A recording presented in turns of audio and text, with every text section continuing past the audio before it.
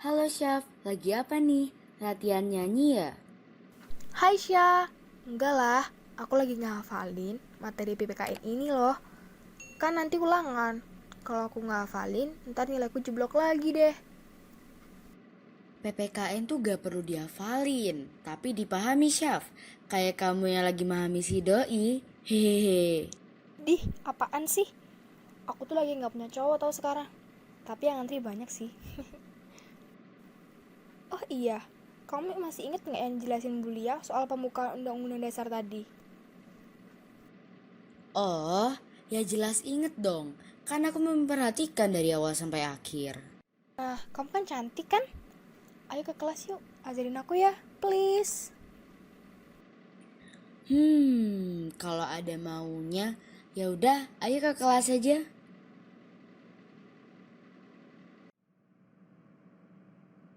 Nah, kamu yang gak paham yang mana? Ini loh Syah, katanya pembukaan Undang-Undang Dasar Republik Indonesia tahun 1945 itu nggak bisa dirubah ya? Bener nggak sih? Kenapa ya kok bisa gitu?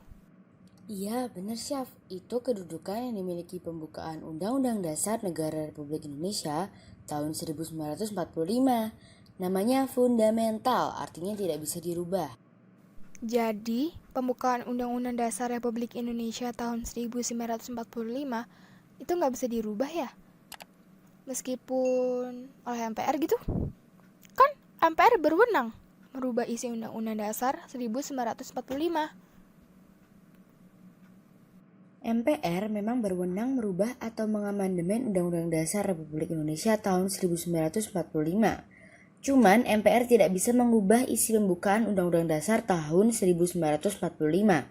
MPR hanya bisa mengamandemen isi pasal dalam Undang-Undang Dasar tahun 1945.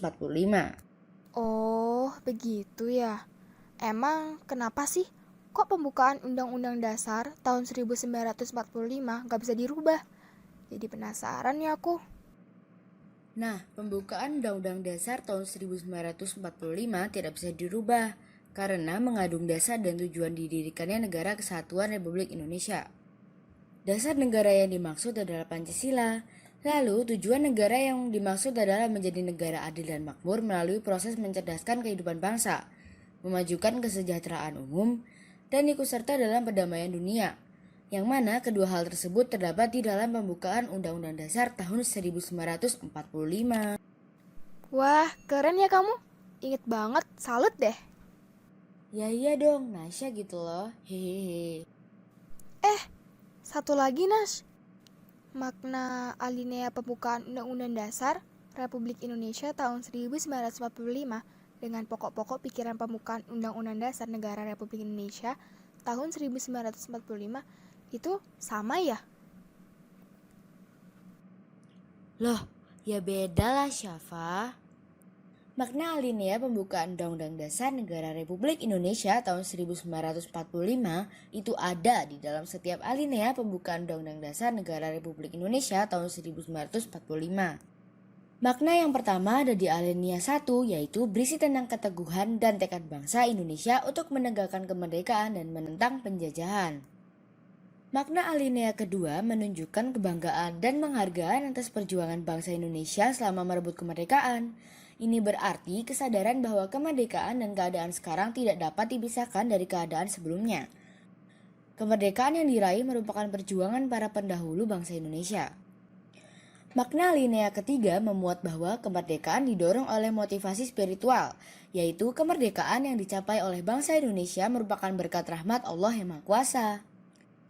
Makna alinea keempat memuat prinsip-prinsip negara Indonesia, yaitu tujuan negara yang akan diwujudkan oleh pemerintahan negara, ketentuan diadakannya Undang-Undang Dasar, bentuk negara, dan dasar negara Indonesia yaitu Pancasila. Oh, jadi makna pembukaan Undang-Undang Dasar Negara Republik Indonesia tahun 1945 itu bisa kita temukan di setiap alinea pembukaan Undang-Undang Dasar Negara Republik Indonesia tahun 1945 ya Syah. Lalu, kalau pokok-pokok pikiran pembukaan Undang-Undang Dasar Negara Republik Indonesia tahun 1945 itu apa aja ya Syah? Iya benar. Jadi, makna alinea pembukaan Undang-Undang Dasar Negara Republik Indonesia tahun 1945 itu ada di dalam setiap alinea pembukaan Undang-Undang Dasar Negara Republik Indonesia tahun 1945. Nah, kalau pokok pikiran pembukaan Undang-Undang Dasar Negara Republik Indonesia tahun 1945 itu bertujuan untuk mewujudkan cita hukum yang menguasai hukum dasar negara, baik yang tertulis maupun yang tidak tertulis. Pokok-pokok pikiran tersebut antara lain yang pertama, negara melindungi segenap bangsa Indonesia dan seluruh tumpah darah Indonesia dengan berdasar atas persatuan. Bisa juga disebut dengan pokok pikiran persatuan. Pokok pikiran kedua, negara hendak mewujudkan keadilan sosial bagi seluruh rakyat Indonesia. Bisa juga disebut dengan pokok pikiran keadilan sosial. Di pokok pikiran ketiga, negara yang berkedaulatan rakyat berdasarkan atas kerakyatan dan permusyawaratan atau perwakilan. Bisa juga disebut dengan pokok pikiran kedaulatan rakyat. Pokok pikiran keempat atau yang terakhir, negara berdasarkan atas ketuhanan yang Maha Esa, menurut dasar kemanusiaan yang adil dan beradab. Bisa juga disebut dengan pokok pikiran ketuhanan. Kok kayak isi dari alinea keempat pembukaan Undang-Undang Dasar Negara Republik Indonesia tahun 1945 ya, Syah? Nah, iya benar Syaf. Pokok pikiran pembukaan Undang-Undang Dasar Negara Republik Indonesia tahun 1945 itu penjelasan dari inti alinea keempat pembukaan Undang-Undang Dasar Negara Republik Indonesia tahun 1945. Oh, sekarang aku paham nih semuanya, Syah. Makasih ya, Syah. Pasti nanti nilai PPKN-ku bagus pas ulangan. Amin. Semangat ya, Fa. Aku mau ke kantin dulu ya. Kangen nih sama nasi pecelnya Bu Jo. Hahaha. Oke deh.